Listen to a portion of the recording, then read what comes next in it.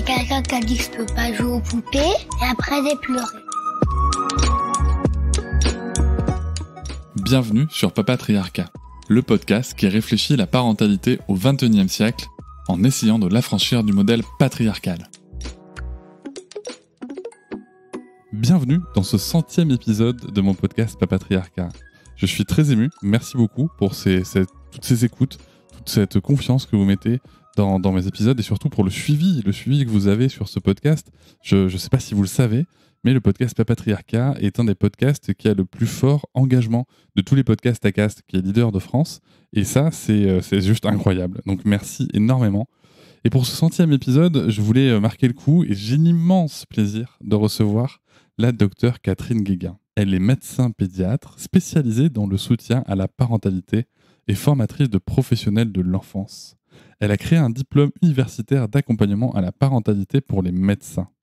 Vous connaissez sûrement ses livres, notamment Pour une enfance heureuse.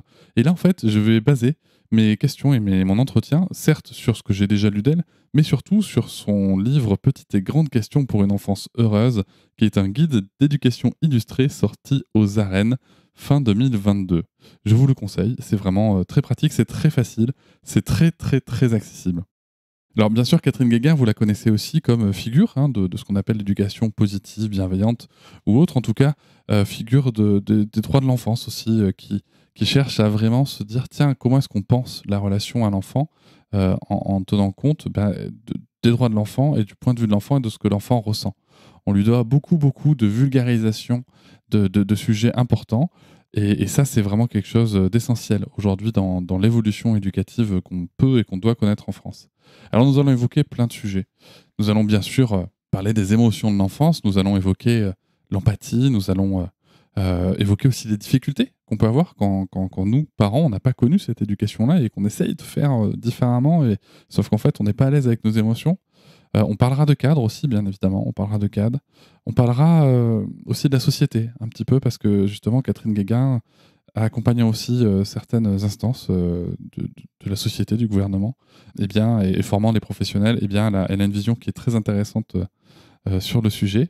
Et pour commencer, en fait, j'aimerais juste rappeler le cadre dans lequel on s'exprime, le cadre un peu social, et justement, je voudrais lui en parler. Parce que quand j'ai enregistré cette interview, on était mi-octobre, en fait. Et un peu avant cette interview, elle avait eu un débat avec Didier Pleu dans les pages du Figaro. Alors Didier Pleu, si vous ne le connaissez pas, c'est une personne, pour résumer sa pensée, qui exprime que le rôle premier des parents, c'est la frustration. C'est de frustrer l'enfant, voilà. On doit frustrer l'enfant, puisque apparemment ils ne sont pas assez frustrés. C'est ce qu'il a exprimé notamment chez France Inter. Et bien sûr, ils concluent tous les deux sur un désaccord qui est assez intéressant sur l'état des violences éducatives en France aujourd'hui. Alors, à sa décharge, lorsque ce débat avait eu lieu, nous n'avions pas encore accès, puisqu'il n'était pas encore sorti, au rapport, à l'enquête de la Fondation pour l'enfance qui indique que 79% des parents pratiquent encore des violences dites éducatives ordinaires. Ce chiffre n'était pas encore disponible. Après, est-ce que ça aurait changé grand-chose à son opinion ? Je ne sais pas. Mais en tout cas, dans le constat de Catherine Guéguin, les violences sont encore bien présentes, alors que pour Didier Pleu, c'est absolument pas le cas. Et moi, je suis un petit peu gêné, parce que moi, je fais un petit peu le même constat à mon échelle, que ce soit dans les témoignages que vous avez, aussi dans les commentaires qu'on peut voir sur les réseaux sociaux ou sous les posts des grands médias, ou aussi sur ce qu'on peut entendre dans de grands médias. Je rappelle que ce jour-là, je passais dans l'émission Touche pas à mon poste, justement parce que c'est une émission dans laquelle on pouvait entendre que frapper les enfants, ça fait du bien, que mettre des fessées, il est temps de reprendre. Donc bon, je sais pas, vraiment, c'est quelque chose qui me questionne. Je ne sais pas dans quelle sphère évoluent les gens qui pensent que la violence ordinaire faite aux enfants a disparu, ou en tout cas qu'elle est minime. Mais c'est quelque chose qui me questionne. Et du coup, je pose la question à la docteure Catherine Guéguin en lui demandant, pensez-vous qu'aujourd'hui, il ne soit plus nécessaire de louer les vertus de l'amour et de condamner la maltraitance ? Je vous souhaite une très bonne écoute. Alors, à l'heure actuelle, les violences et les violences éducatives sont encore extrêmement présentes, mais elles sont un tabou. Et la plupart des gens ne veulent pas le reconnaître. Je ne sais pas si vous savez que l'OMS et l'UNICEF ont publié un appel en novembre 2021 pour demander à tous les gouvernements du monde de soutenir les parents justement pour combattre les maltraitances et la négligence. Et ils ont rappelé des chiffres, parce qu'il n'y a pas de chiffres très précis en France. Mais en Europe, il y a 117 millions d'enfants qui souffrent de maltraitance, aussi bien physique, émotionnelle que sexuelle. Donc ce n'est pas un petit problème, c'est un immense problème. Et il faut savoir dépister, diagnostiquer ces enfants qui ont été maltraités. Et la plupart des professionnels ne savent pas bien voir les signes de souffrance chez ces enfants ou ces adolescents-là. Vous utilisez le mot maltraitance. Comment est-ce que vous le définiriez, le mot maltraitance, s'il vous plaît ? Alors, pour moi, il n'y a pas de vraie frontière entre la violence éducative et la maltraitance. Sous couvert de violence éducative, il peut y avoir des maltraitances très importantes, c'est-à-dire des violences physiques ou psychologiques, que moi j'appelle maltraitance émotionnelle. Pas que moi, parce que ce sont les chercheurs du monde entier qui utilisent cette terminologie de maltraitance émotionnelle. Les violences physiques, c'est évidemment gifler, mais c'est pousser un enfant, tirer ses cheveux, le mettre sous l'eau froide. Il y a encore 2 jours, on m'a dit que j'ai vu une femme qui m'a avoué qu'elle mettait ses enfants sous l'eau froide dès qu'ils faisaient une colère. Ça peut être des choses très violentes. J'ai vu beaucoup de parents prendre leur ceinture et fouetter leur enfant. Donc les violences peuvent être extrêmement importantes. Ensuite, la maltraitance émotionnelle, c'est tout ce qui va rabaisser, humilier l'enfant. Et donc, tout comportement ou parole qui punit l'enfant, c'est-à-dire toute punition est une maltraitance émotionnelle, et tout mot ou comportement qui va humilier, rabaisser l'enfant, lui disant « t'es nul, t'es un débile, t'arriveras jamais à rien », ou qui l'exclut. Donc, vous voyez, ou qui ne répond pas à ses besoins fondamentaux. Donc, cette maltraitance émotionnelle, la négligence est encore extrêmement courante et dans tous les milieux. Merci beaucoup pour cette précision. Il y a quelque chose quand même que je voudrais dire. Je sais qu'on va développer après sur le pourquoi du comment et surtout comment est-ce qu'on peut faire autrement, parce que c'est souvent la question.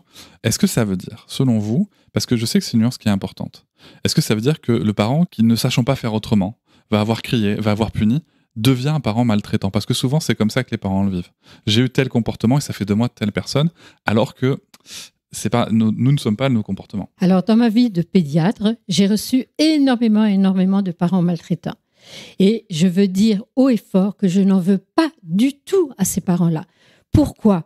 Eh bien, dans toutes les cultures, dans toutes les religions, dans le monde entier, à l'heure actuelle, la grande majorité des parents humilient leurs enfants verbalement et physiquement en croyant bien faire.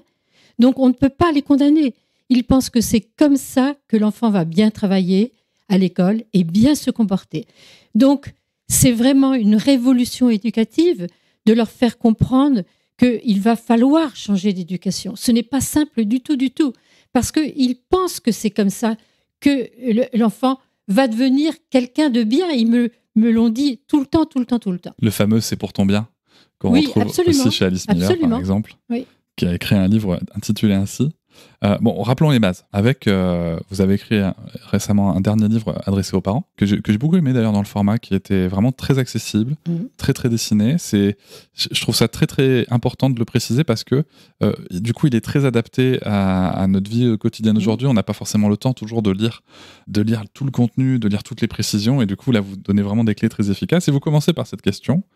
Pourquoi les émotions et les relations sont la clé de l'éducation ? Grâce aux recherches du monde entier, on sait des choses qu'on ne savait pas du tout avant. Alors, au XXe siècle, parler de ses émotions, c'était très mal vu. C'était un signe de faiblesse. Il fallait cacher ses émotions. Donc là encore, j'utilise le mot révolution parce que parler des émotions à l'heure actuelle, ça paraît tout à fait normal, alors que je peux vous assurer que pour beaucoup d'adultes, c'est encore extrêmement compliqué, extrêmement difficile de parler de leurs émotions puisqu'ils n'ont pas appris à exprimer leurs émotions quand ils étaient enfants. Et alors, pourquoi c'est si important, émotions et relations ? Au XXe siècle, qu'est-ce qu'on savait au niveau du cerveau ?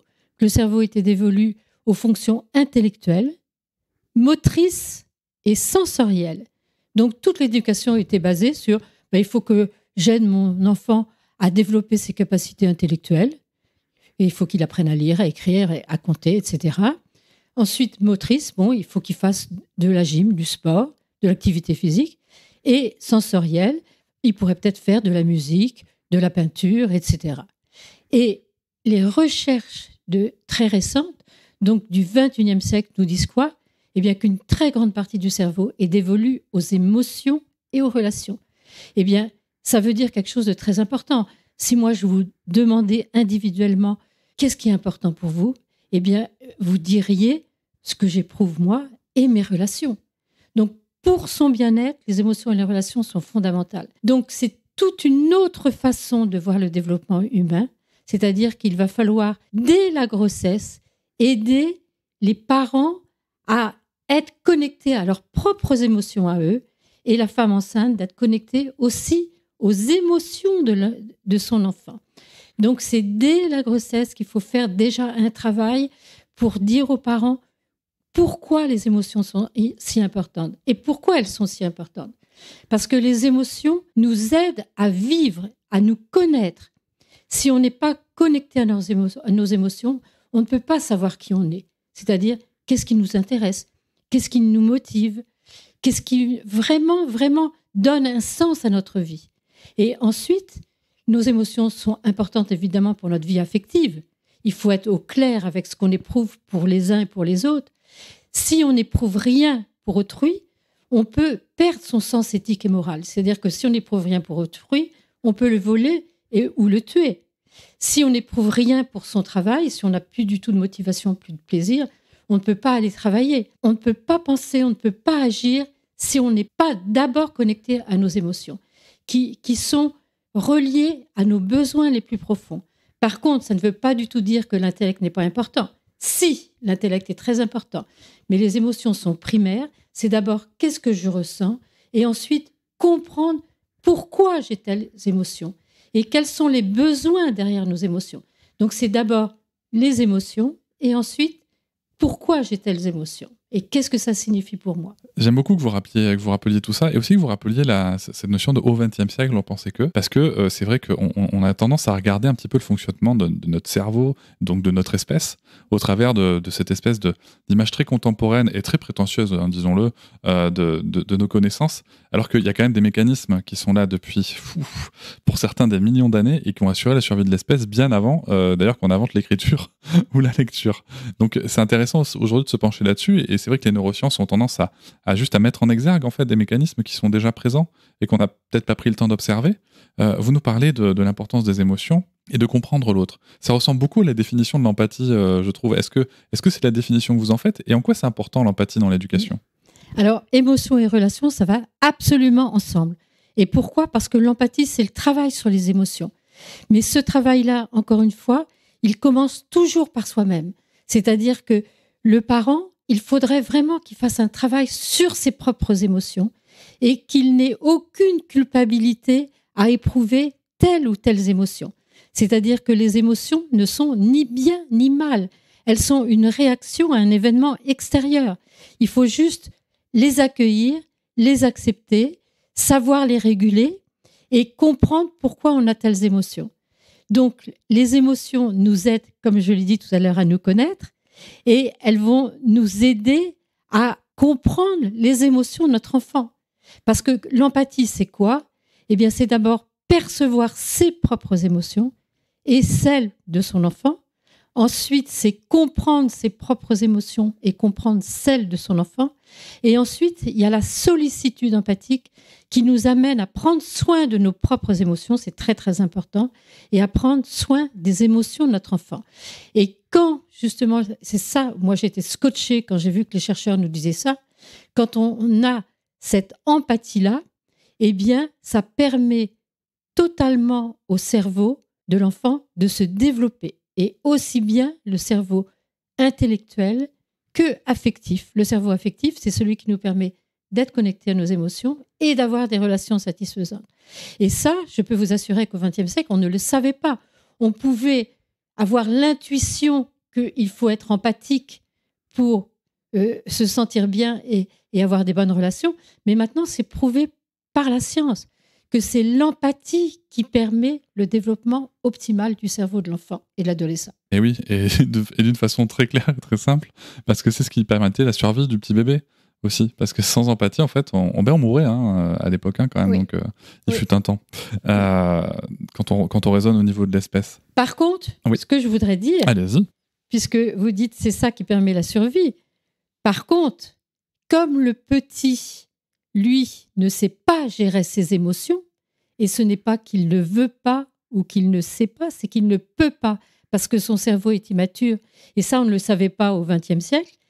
C'est-à-dire qu'il ne le fait pas exprès d'avoir des crises, de beaucoup pleurer, d'avoir des tempêtes émotionnelles, de se rouler par terre, de taper, de crier, de mordre, de jeter ses jouets. Il ne le fait pas exprès. Et pour revenir à la question de la violence éducative, c'est la première année de vie où les enfants subissent le plus de maltraitance et où il y a beaucoup encore de morts d'enfants dues à la maltraitance. Et pourquoi ? Mais parce que les pleurs de l'enfant, pour beaucoup de parents qui sont fragiles, ça devient insupportable. Et dans ce cas-là, ils ont des gestes qu'ils ne devraient pas avoir. Donc moi, je n'en veux pas encore une fois aux parents. Il faudrait qu'ils soient accompagnés, aidés, comme ça se fait dans beaucoup de pays avancés. Par exemple, au Danemark, les parents qui ont eu un enfant, ils sont accompagnés avec un professionnel de l'enfance qui est très très bien formé, qui vient chez eux pendant les premières semaines. Ensuite, ils ont des groupes de parole dans leur quartier avec des parents qui ont eu un enfant au même âge, ce qui permet de tisser des liens avec les autres parents pendant toute la première année de vie. Donc ça veut dire que si justement ils se sentent fragiles, s'ils ne comprennent pas les pleurs de leur enfant, s'ils sentent qu'ils craquent, eh bien ils ont toujours des espaces de parole avec des gens très bien formés et qui les aident. Et ils peuvent faire appel aussi aux autres parents de leur quartier. Et ils font ça au Danemark depuis des années et des années. Donc, je ne vois pas pourquoi la France ne ferait pas ça. C'est un travail de santé publique, de prévention. Ça prévient les burn-out et ça prévient la maltraitance chez l'enfant. Et le burn-out, il concerne aussi bien les mères que les pères. On parle tout le temps du burn-out des mères, mais il y a aussi, j'ai vu beaucoup de pères disjonctés. Donc, ça concerne les deux parents et il faut accompagner, aider les parents avec les enfants quand ils sont petits parce que c'est la période la plus compliquée, la plus difficile. Vous évoquiez justement cette vision de l'enfant qui faisait exprès, qu'on avait avant. On entend quand même encore aujourd'hui, malheureusement, y compris dans le grand média, que l'enfant, c'est un petit tyran qui n'a qu'une seule idée, c'est avoir l'emprise sur nous et prendre le pouvoir, oui. Et qui est né comme ça. Hein. Oui. Selon vous, est-ce qu'on peut dire que c'est le fruit quand même d'une grande méconnaissance en fait de ce qu'est l'enfant ? Alors, pour moi, ça me met très en colère. D'accord. Parce que c'est des gens qui ne se sont pas mis au point au niveau des connaissances scientifiques, parce que ça fait maintenant une quinzaine d'années que tous les chercheurs au niveau mondial disent que non, l'être humain ne naît pas en portant le mal en lui, il ne naît pas mauvais. Par contre, il a en lui des capacités d'empathie et d'altruisme, c'est-à-dire qu'il a la molécule d'ocytocine, qui est la molécule de l'empathie. Par contre, le gros problème, c'est qu'on est empathique, mais comme la grande majorité des enfants subissent des humiliations verbales et physiques dès la première année de vie, eh bien cette ocytocine sommeille. C'est-à-dire que le stress empêche le développement de cette empathie. Donc, on a tous cette capacité d'empathie, il faut juste la réveiller. Je parlais tout à l'heure un petit peu du lien avec le développement de l'espèce. Est-ce que vous pensez que justement les comportements proximaux qu'on connaît, alors attention, sans que ce soit une injonction à le faire ou à ne pas le faire, chacun est libre de ses choix, on va juste parler de pratiques. Est-ce que vous pensez que les comportements proximaux peuvent aider justement à travailler cette empathie ? Je pense au portage, au cododo, à l'allaitement, toujours en rappelant que c'est au choix des mamans en l'occurrence surtout, qu'il n'y a aucune injonction à le faire, mais est-ce que ça peut aider quand même ? Moi, évidemment que je suis favorable à tout ce qui va renforcer le lien parent-enfant, hein, et je dis bien parent-enfant parce que les pères aussi peuvent porter leur enfant, faire du pot à pot avec leur enfant. On sait que toutes ces occasions-là renforcent le lien parent-enfant. Par contre, j'ai toujours été extrêmement prudente et comme vous le dites très bien, il ne faut jamais forcer.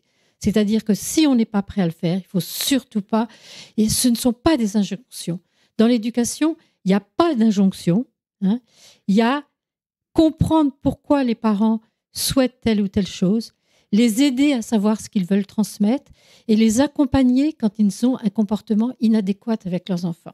Donc c'est un accompagnement. Nous reviendrons justement sur la notion de comportement, je pense, un petit peu après. Il y a quand même quelque chose qui me questionne quand quand on parle d'empathie, de transmettre l'empathie aux enfants, c'est-à-dire que, par exemple, alors ce fut mon cas personnel, hein, moi j'ai pas spécialement connu l'empathie quand j'étais gamin, mais si on n'habite pas au Danemark avec tout l'accompagnement qu'il y a, puisque on est en France, et que moi j'ai pas connu l'accompagnement empathique étant enfant, comment est-ce que je peux l'offrir aux miens? Oui. Alors l'empathie, ça se transmet, c'est-à-dire que on reçoit de l'empathie soit par soi-même, c'est-à-dire qu'il faut être bienveillant avec soi-même.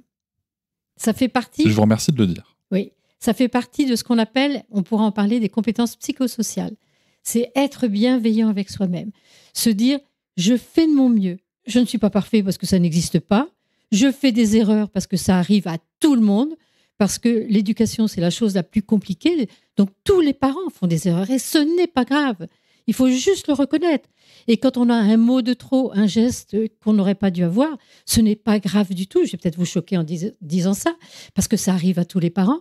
Mais il faut juste dire à l'enfant, excuse-moi, j'aurais pas dû te dire ça, pas dû te faire ça. Et dans ce cas-là, c'est très éducatif pour l'enfant. Il comprend qu'on fait tous des erreurs, nous les humains, et qu'on apprend et qu'on peut toujours progresser. Il faut d'abord avoir de la bienveillance avec soi-même, de la compassion. Et le premier facteur pour se protéger du burn-out quand on est parent, c'est d'avoir de la compassion pour soi et de la bienveillance pour soi. Donc c'est très très important. Et surtout ne pas se mettre la barre trop haut. Moi je ne comprends pas pourquoi on veut absolument être parfait, puisque ça n'existe pas. Oui, c'est Dans ça. ce cas-là, on ne serait pas humain. Ensuite, l'empathie nous vient des autres. C'est-à-dire qu'à chaque fois qu'on rencontre quelqu'un d'empathique, ça veut dire qu'il nous comprend, qu'il comprend nos émotions, qui perçoit nos émotions et qui les comprend. On reçoit de l'ocytocine, on reçoit de l'empathie. Donc, on peut aller dans des groupes, par exemple, de parents ou être avec des amis qui sont bienveillants. Eh bien, à chaque fois, ça renforce notre capacité d'empathie. À chaque fois qu'on est dans une ambiance agréable, avec des gens qui nous comprennent, eh bien, on devient de plus en plus empathique. Par contre, toutes les situations de stress diminuent notre empathie. Ça veut dire que c'est le cortisol, le stress, qui empêche le développement de l'ocytocine. Donc, tout ce qui nous stresse empêche notre empathie. Donc, c'est pour ça que je dis aux parents, mais déstressez-vous, ne vous mettez pas de pression. Et pour ne pas se mettre de pression, qu'est-ce qu'il faut faire? Il faut d'abord connaître ses propres limites, et être parent, c'est la chose la plus difficile au monde. Eh bien, dès qu'on n'en peut plus, il faut savoir demander de l'aide. Et savoir demander de l'aide, ça fait partie des compétences psychosociales. Et c'est-à-dire qu'il faut avoir autour de soi un groupe de personnes qui aiment les enfants et à qui on peut demander, tiens, là, j'en peux plus, et ne pas avoir honte de ne pas en pouvoir. Hein. Et là, est-ce que tu serais libre ce soir? Est-ce que tu serais libre tel jour, tel week-end? J'ai besoin de me retrouver avec mon conjoint. Vous voyez, il faut absolument souffler quand on n'en peut plus. Et ensuite, parler, dès qu'on n'en peut plus, parler à des gens qui nous comprennent. Ça peut être d'abord des amis qui ont aussi des enfants. Et puis après, ça peut être à un médecin. Ça peut être aussi à un psychologue si on va vraiment pas bien. Et si on sent qu'on va disjoncter, il faut aller voir quelqu'un, un médecin ou un psychologue. En parler, c'est essentiel. Moi, j'ai aussi l'habitude de rappeler que les PMI, par exemple, peuvent avoir ce rôle-là, et aussi les LAEP, les lieux d'accueil enfants-parents, qui sont quand même des lieux dont on parle peu finalement, et qui sont quand même des ressources intéressantes et gratuits. Donc, c'est pas neutre. Revenons maintenant sur le sujet de l'éducation positive.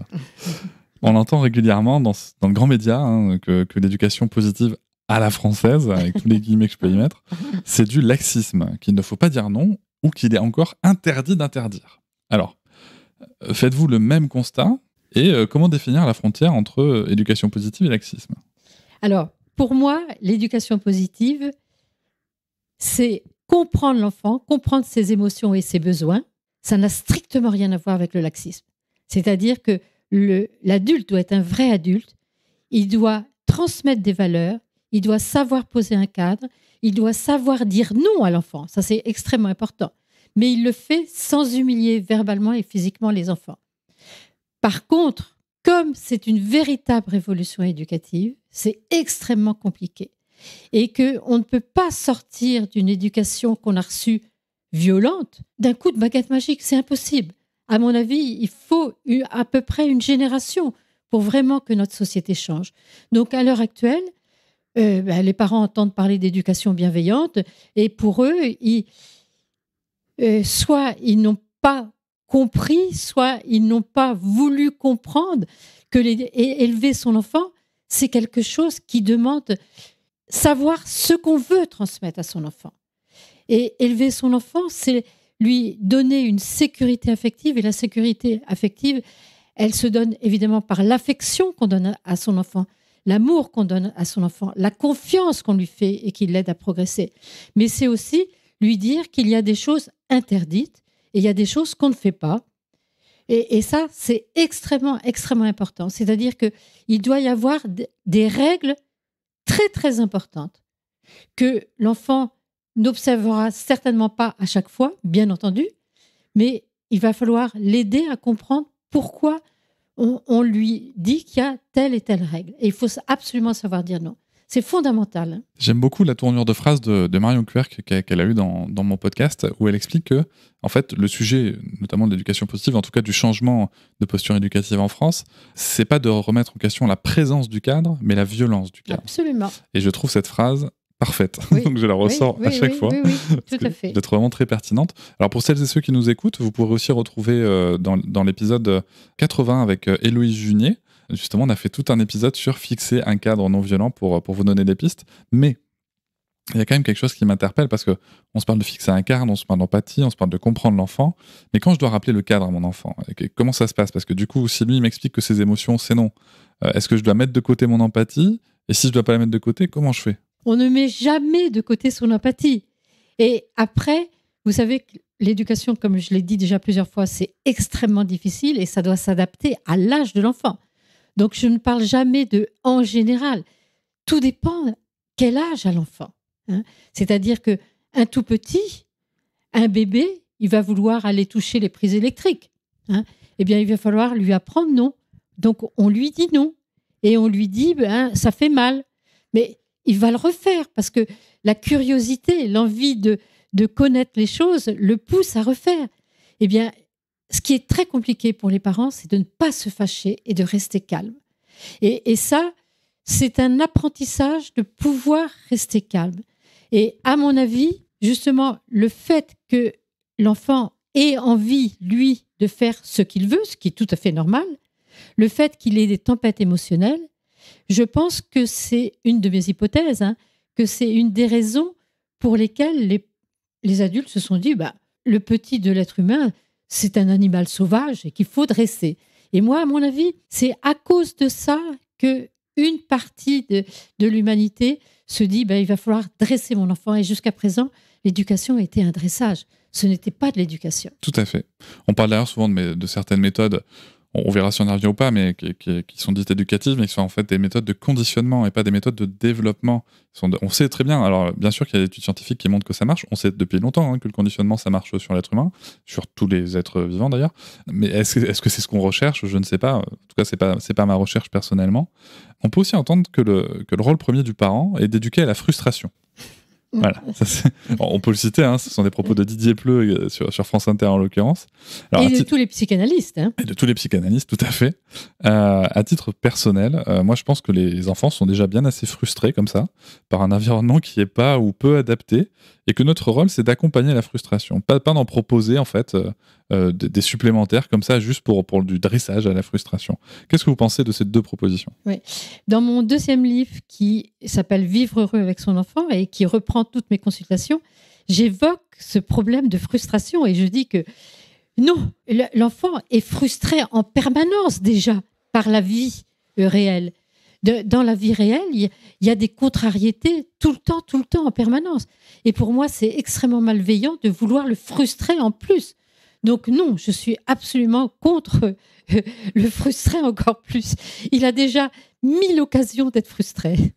Par contre, on va l'aider à comprendre et à dépasser ces contrariétés. C'est ça qui est... Ça, c'est autre chose. Là, vous soulevez justement quelque chose de très, très important, je pense.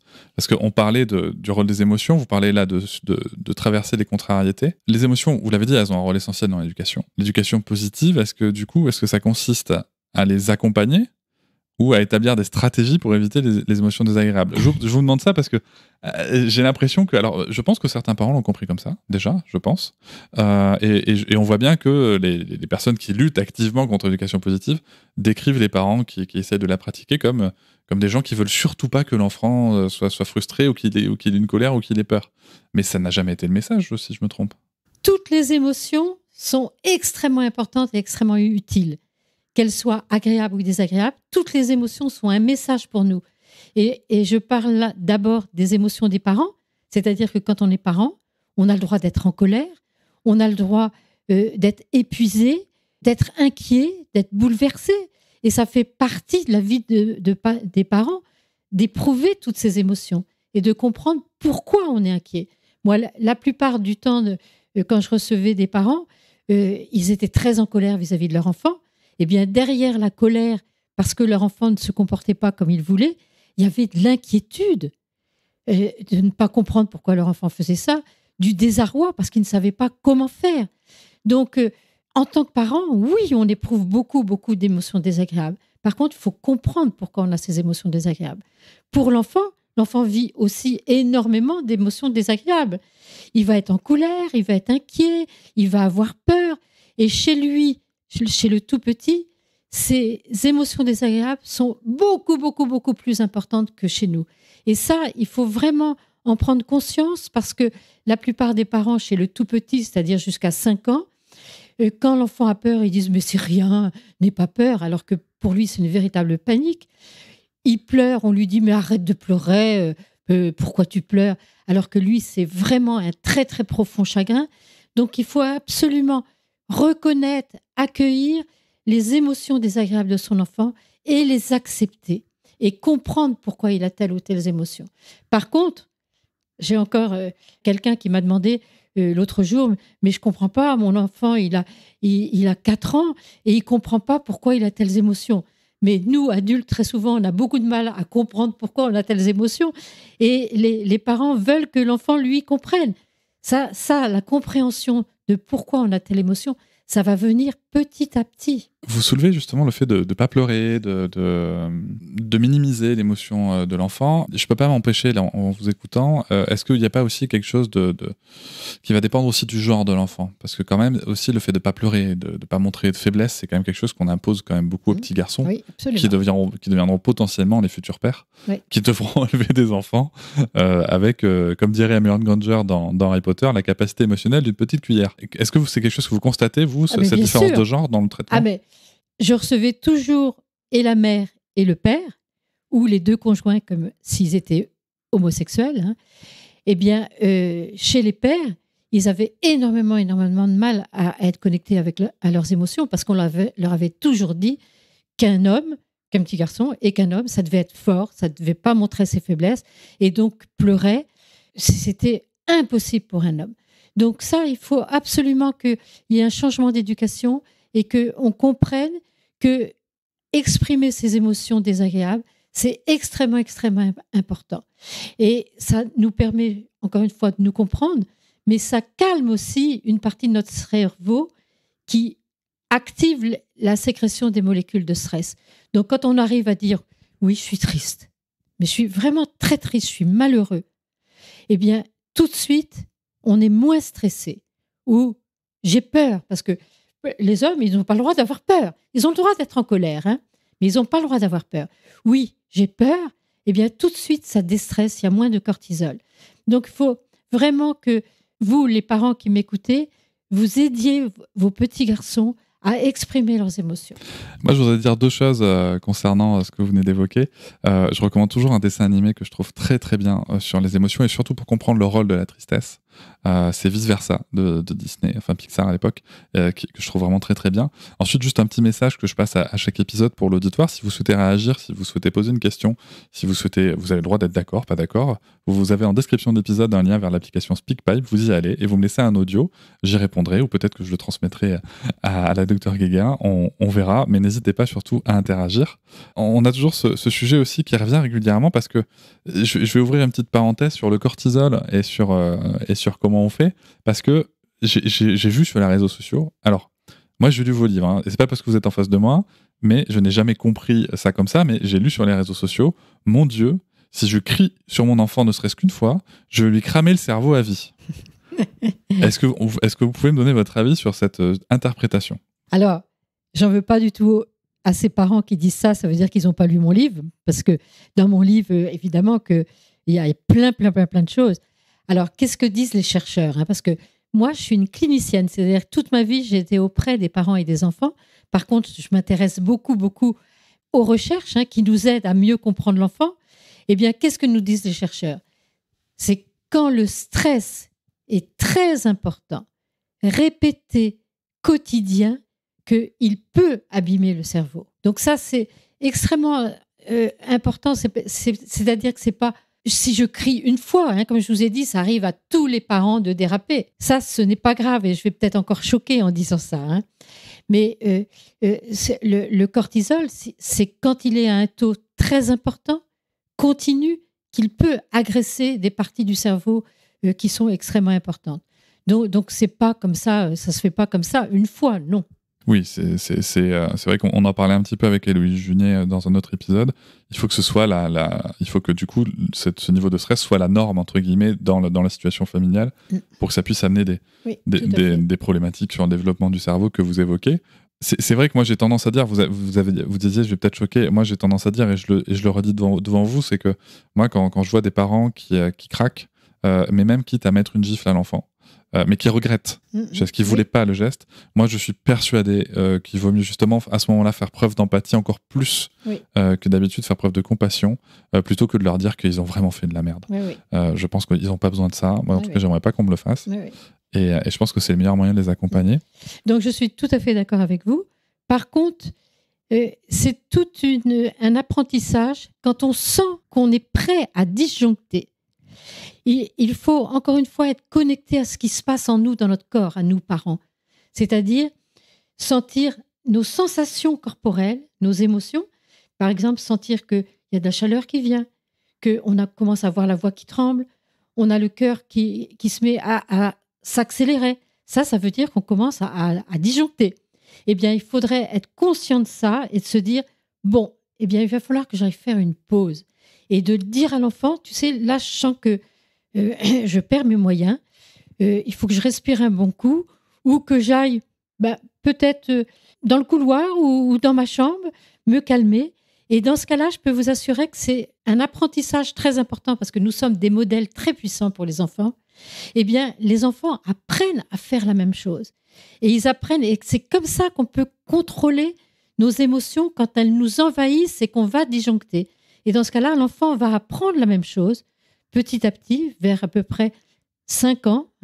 Il peut apprendre à savoir ce qui se passe dans son corps et à dire lui-même, j'ai vu des enfants qui savaient dire, oui, là je sens que je vais commencer à taper ma petite sœur ou mon copain, il faut que j'aille me calmer. Et donc ça fait partie de la gestion de ses émotions et de ses impulsions. Et je vous remercie de le dire parce que vous savez, il y a vos écrits, il y a d'autres travaux basés scientifiquement là-dessus, mais il y a aussi les réseaux sociaux. Et sur les réseaux sociaux, on peut lire des choses comme qui sont de vraies injonctions contradictoires du coup pour les parents qui voudraient évoluer vers une éducation sans violence éducative, où on leur dit si tu sens que tu as pété un câble, dans tous les cas, péter un câble, crier sur l'enfant, voire le frapper, c'est une violence, zéro débat. Mais du coup, le laisser seul, ce serait aussi une violence. Et en fait, moi, j'ai vraiment des parents qui sont venus voir en me disant, Cédric, je sais plus quoi faire, parce que, en fait, tout n'est que violence. Et moi, je réponds et je l'assume pleinement en disant, non, mais pour l'avoir vécu personnellement plusieurs fois, c'est de dire, mais en fait, si tu veux, il y a un moment, il y a une balance à faire. C'est entre dévisser la tête de mon enfant ou le laisser seul 3 minutes, le temps que je souffle un coup, que je bois un coup d'eau, en lui expliquant, en le laissant dans un environnement sécurisé, j'entends bien. Le choix, il est vite fait quand même. Oui, c'est extrêmement important. C'est-à-dire que, évidemment, que l'idéal, je dis bien l'idéal, c'est que quand l'enfant a une tempête émotionnelle, lui, quand l'enfant disjoncte, eh bien l'idéal, ça serait de comprendre les émotions de l'enfant, de l'apaiser, ce qui ne veut pas dire céder. C'est-à-dire que s'il vous fait une crise parce qu'il veut plus de chocolat ou plus de bonbons, vous n'allez pas céder, mais vous allez l'apaiser et ensuite l'aider à exprimer ses émotions. Eh bien, on sait que c'est ces 3 choses-là qui aident à la maturation du cerveau, mais si on sent qu'on n'est pas en mesure de faire ça parce que soi-même on va disjoncter, oui, il faut que on le comprenne et que soi-même, on aille se calmer. Et on n'a pas besoin de se flageller pour autant. Il faut absolument pas se flageller. Non, mais précisons-le quand même. Oui. On a échangé tout à l'heure sur l'empathie, sur OK, il faut être empathique, mais si je sais pas trop faire, comment je fais ? Avec les émotions de mon enfant, c'est un petit peu pareil.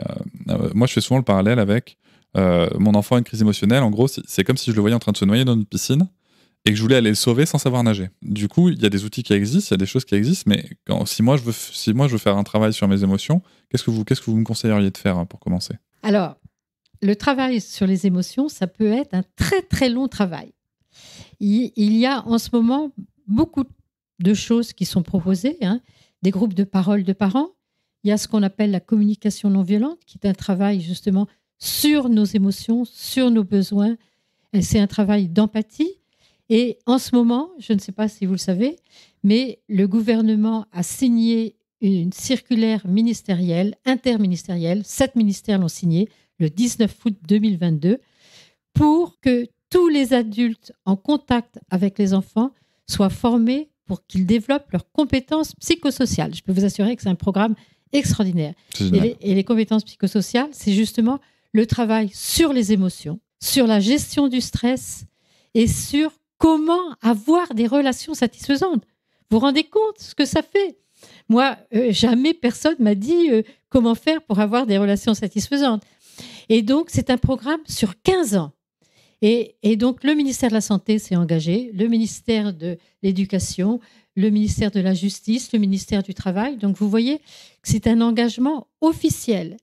Et donc, la présidente de Santé publique France a dit qu'elle voulait toute une nouvelle génération qui ait développé ses compétences socio-émotionnelles et psychosociales. Donc, vous voyez, pour moi, ça veut dire que la France se met en marche. Et donc, il faut trouver des formateurs. Moi, j'ai été très étonnée. J'ai été dans certaines villes, invitée par des mairies, où il y avait déjà tout le personnel de la petite enfance à la mairie qui était formé aux compétences psychosociales. Donc, c'est en train de venir. Il y a eu un séminaire à Santé publique France le 14 et 15 décembre que vous pouvez voir en replay sur le site Santé publique France de 2 jours et qui explique ce que sont les compétences psychosociales. Et vous pouvez imprimer le référentiel qui va vous expliquer ce que sont les compétences psychosociales. Donc, je vais employer encore une fois ce terme de révolution. C'est une véritable révolution pour la France de se dire que oui, les émotions et les relations sont fondamentales pour le développement de l'être humain, pour le développement des adultes qui vont ensuite pouvoir transmettre ça aux enfants. Si les adultes ne sont pas formés, ils ne peuvent pas agir avec empathie vis-à-vis des enfants. Alors du coup, je vous remercie pour cette information qui anticipe un petit peu la question qui allait arriver. Parce que c'est vrai qu'après avoir autant échangé avec vous, je ne peux pas m'empêcher de me dire que l'environnement, la société, en tout cas ce qu'on propose aux parents, en France, n'est pas très adapté ou favorable à tous les changements que nous avons évoqués. On n'est pas au Danemark, comme je le disais tout à l'heure. Qu'est-ce que vous en pensez, vous ? Qu'est-ce qu'on pourrait mettre en place aujourd'hui rapidement ? Alors moi, je vais vous dire que j'ai un biais, puisque depuis maintenant plus de 10 ans, je suis invitée en permanence, aussi bien par l'Éducation nationale, je travaille beaucoup avec eux, par des villes, par des professionnels de l'enfance, tout le temps. Donc, les gens qui m'invitent, ce sont des gens qui ont envie d'évoluer et qui sachent que l'empathie et l'exigence aussi, parce que empathie et aider l'enfant à se développer, à progresser en mettant un cadre, tout ça, ça va ensemble, eh bien, ils sont favorables à ça. Et je peux vous assurer que je rencontre des gens formidables partout. Je suis allée à l'île de la Réunion, je suis allée en Guadeloupe et partout, il y a des gens qui sont debout et qui transmettent toutes ces connaissances. Donc, au fond de moi, je suis confiante. La France est en route, mais je pense qu'il va falloir, comme l'a dit la présidente de Santé publique France, une génération pour qu'il y ait vraiment un grand changement. Et c'est pour ça qu'à l'heure actuelle, il y en a qui se réveillent, très en colère, et qui essayent de dévaloriser l'éducation bienveillante parce qu'ils sentent que c'est cette éducation-là qui va être bientôt promue pour tous les acteurs et tous les professionnels de l'enfance et pour tous les parents, comme ce qui se fait dans les pays nordiques. Oui, c'est un petit peu le vieux monde qui se raccroche à son c'est existence. Le vieux monde. C'est le vieux monde qui se sent attaqué. C'est eux qui sont attaqués, parce que moi, je les attaque jamais. Donc, le nouveau monde qui prône la bienveillance est en marche. Et je pense que c'est cette promotion qui va gagner. Mais justement, vous voyez le sujet comment dans 20 ans ? On en sera où dans 20 ans, à votre avis ? Moi, j'ai même été invitée dans les pays arabes. J'ai été en Algérie, j'ai été au Maroc et j'ai trouvé aussi des gens remarquables qui ont envie justement que ces pays-là sortent de la violence. Comme nous en France, vous voyez. Et j'ai aussi été en contact avec des Africains qui, la même chose, ont envie de sortir de la violence. Donc je pense que les humains ont envie de sortir de la violence. Il y aura toujours des gens qui vont prôner autre chose, mais je pense que notre humanité progresse et je le crois. Pour conclure, Dr Guéguin, si vous pouviez parler à la Catherine d'il y a 20 ans, celle qui découvre les neurosciences et qui commence à comprendre et à apprendre le sujet, qu'est-ce que vous aimeriez lui dire ? J'ai une immense gratitude pour tous ces chercheurs. Et moi, ça m'a émerveillée, ça m'a bouleversée et ça m'a modifié totalement ma vision de l'enfant et de l'adolescent. Et je peux vous assurer, bon, moi j'ai des enfants, des petits-enfants. Maintenant, mes petits-enfants sont grands, mais quand ils avaient des tempêtes émotionnelles, j'avais beaucoup de compassion pour eux. Je savais qu'ils souffraient de ça. Donc, je n'avais plus du tout la même vision que ce que les psychologues au XXe siècle nous apprenaient. Au XXe siècle, on nous apprenait que l'enfant faisait exprès, excusez-moi, pour emmerder ses parents. Oui, tout à fait. Oui. Voilà. Eh bien là, je savais que non, ils étaient en souffrance et qu'il fallait au contraire les aider à sortir de leur tempête émotionnelle. Donc, ça change notre conception de l'humanité aussi. C'est-à-dire que ça nous montre que l'être humain est fait pour l'empathie et pour l'altruisme. Par contre, il va falloir combattre tous ces phénomènes de maltraitance qui sont encore très fréquents. Donc, c'est une autre vision de l'être humain, que l'être humain n'est pas mauvais. Non, on a une potentialité énorme en nous de devenir des gens empathiques et altruistes. Donc, pour moi, c'est une vision extraordinaire. Donc, ce que vous diriez, c'est continue, Catherine. N'aie pas peur, ne baisse pas les bras. Ah, pour moi, je suis en accord total avec ce que je crois profondément, que l'être humain, pour se sentir bien, il a toujours envie de progresser. Et un être humain qui sent qu'il peut progresser, eh bien, il se sent bien. Donc, c'est ça qu'il faut dire à nos enfants.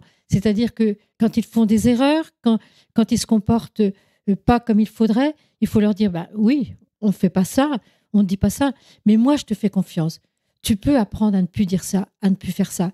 Ça veut dire que ça lui montre que lui-même peut progresser, donc ça lui donne confiance en lui. Et c'est ça, nous les humains, qui nous rend pleinement humains, de savoir qu'on peut toujours progresser dans tous les sens, aussi bien intellectuellement que affectivement. Merci beaucoup, Dr Guéguin. Avec grand plaisir. Pour cet échange. Je vous remercie de m'avoir écouté. Je vous invite à vous abonner au podcast sur votre plateforme préférée et à me retrouver sur Instagram, TikTok, Facebook et sur le blog papatriarca.fr. À bientôt.